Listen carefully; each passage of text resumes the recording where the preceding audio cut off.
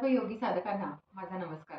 प्राणायामाच्या सेरीजमधला माझा आजचा हा 7वा व्हिडिओ. याच्या आधीच्या व्हिडिओमध्ये आपण प्राणायाम करण्यापूर्वी काय काय काळजी घेतली पाहिजे ते पाहिलं. आता प्राणायाम करण्याच्या आधी कधीही आपलं शरीर शिथिल हवं आणि मन शांत हवं. म्हणजे खूप दमलेलं आपण असू किंवा फार काम करून आलेलं असू किंवा कामावरून आलेलं असू, तर अशा वेळेस प्राणायाम करायच्या आधी पहिल्यांदा रिलॅक्स व्हायचं आहे, पूर्ण शरीर शिथिल करायचं आहे, मन शांत करायचं आहे आणि त्यानंतर प्राणायाम करायला कधीही सुरुवात करायची आहे. तर ते शरीराचं शिथिलीकरण कसं करायचं हे मी तुम्हाला सांगते. खरं तर शवासन केलेलं सगळ्यात जास्त उत्तम. आता आपण जे बसून करणार आहोत ते झोपून केलं तरी सुद्धा त्याचा चांगला इफेक्ट होतो. त्यामुळे प्राणायामाच्या आधी हे लक्षात ठेवलं पाहिजे की पहिल्यांदा शरीर शिथिलीकरण किंवा शवासन दोन्हीपैकी एक गोष्ट आपण करू शकतो. तर याच्याने होतं काय, आपला जो श्वासाची जी गती वाढलेली असते ती हळूहळू शांत होते आणि मनातले जे विचार असतात, आपल्या मनात सतत कोणते ना कोणते विचार येत असतात, तर ते मनातले विचार हळूहळू शांत व्हायला या शिथिलीकरणामुळे मदत होते. आणि जेव्हा कधी तुम्ही फार असं मनामध्ये विचारांचा गोंधळ असेल, काय करावं कळत नाहीये किंवा वर्कलोड आहे, स्ट्रेस आलेला आहे, अशा वेळेस सुद्धा तुम्ही फक्त 5 मिनिटं हे शिथिलीकरण केलं तर तुम्ही लगेच रिचार्ज होता. तर हे कसं करायचं आता आपण पाहूया. कोणताही प्राणायाम करताना कोणत्याही आसनामध्ये कोणकोणत्या आसनामध्ये आपण बसू शकतो ते मी तुम्हाला सांगते. सुखासन म्हणजे साधी मांडी घालून. मी आत्ता घातले ते पद्मासन, किंवा स्वस्तिकासन किंवा सिद्धासन या चारीपैकी कोणत्याही आसनामध्ये आपण बसून करू शकतो.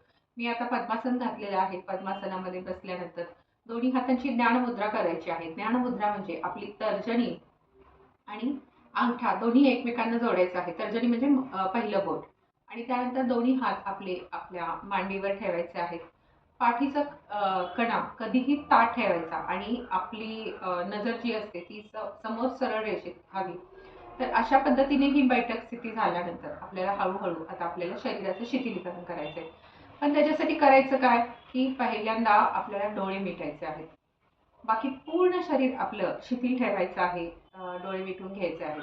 डोळे मिटल्यानंतर हळूहळू आपल्या श्वासावर आपल्याला लक्ष केंद्रित करायचं आहे.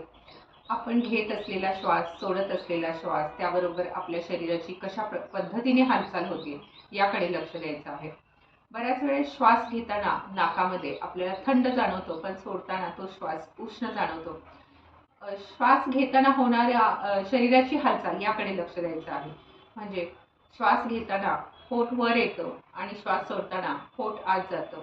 छाती वर येते, पोट वर येतं. श्वास सोडताना छाती खाली होते आणि पोट आत जातं. तर याकडे लक्ष केंद्रित करायचं आहे.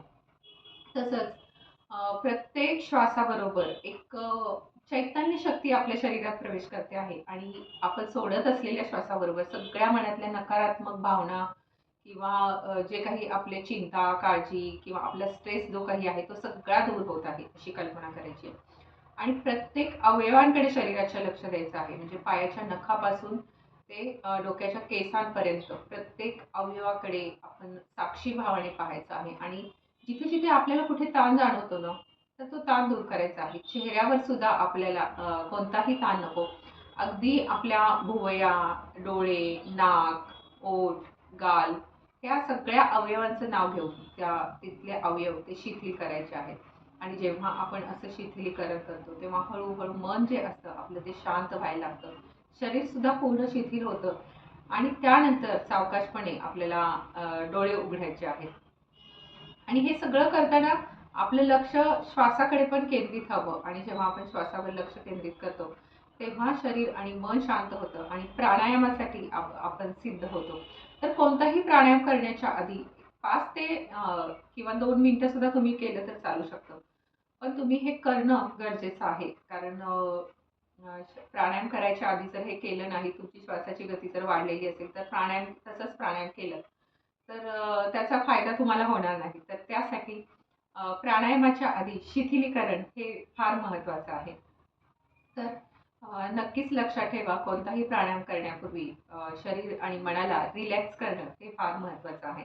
तुम्हाला माझा हा व्हिडिओ कसा वाटला हे मला नक्की सांगा आणि पुढच्या व्हिडिओमध्ये आपण पाहणार आहोत की उदर श्वसन, चेस्ट ब्रीदिंग आणि शोल्डर ब्रीदिंग.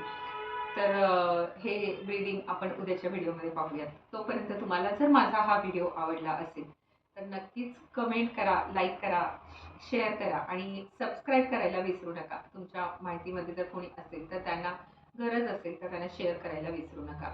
धन्यवाद.